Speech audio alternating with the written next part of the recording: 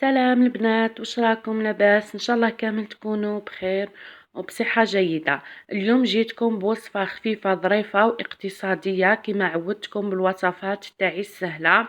الوصفة هذه هي وصفة قراطة بالخضر، بلا ما نقليو. وصفة هذه صحية وتجي بنينة بزاف. شوفوا البنات، يعني الصورة راهي موضحة.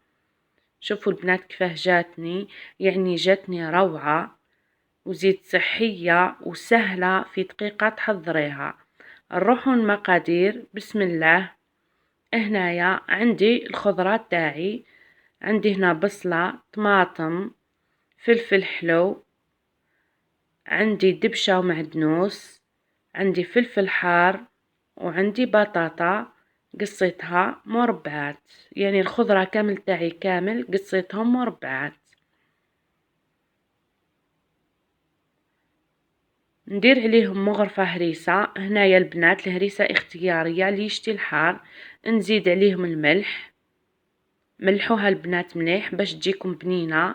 نزيدو الزيت. هنايا البنات حوالي 3 مغارف 4 زيت. فلفل كحل، راس الحانوت،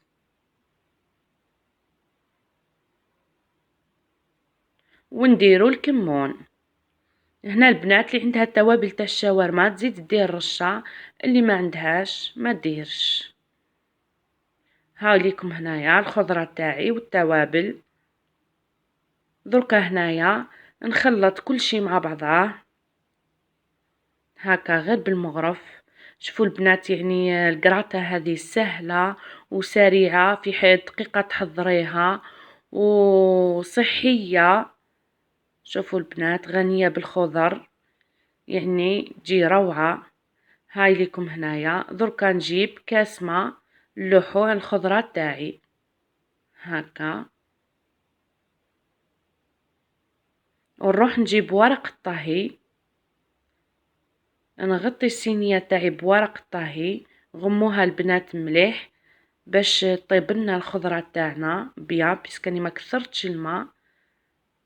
دوك الطماطم تطلق والبصلة تطلق مع الماء اللي درته والزيت، يعني طيب لي روعة. طيب لي زبدة. نزيد فوق ورق الطهي ندير ورق الالومنيوم. ما تصلحش البنات ديروا ديريكت الومنيوم بيسك موش صحي، يعني مضر للصحة. هكا نحطوا الصينيه تاعنا في الفور طيب من التحت، نزيدو نشعلوا لها شوي من الفوق. هاي ليكم هنايا. شوفوا البنات كيف طابت لي، يعني جات روعه. شوفوا البنات، وجات شوي حمرة تسخف. هنايا نروح نجيب 2 حبات بيض وفنجال حليب، نخلطهم هكا مع بعضاهم مليح، ونصب الحليب هذا تاعي والعظام فوق القراطة تاعنا هذيك، ونزيد نحطها في الفرن.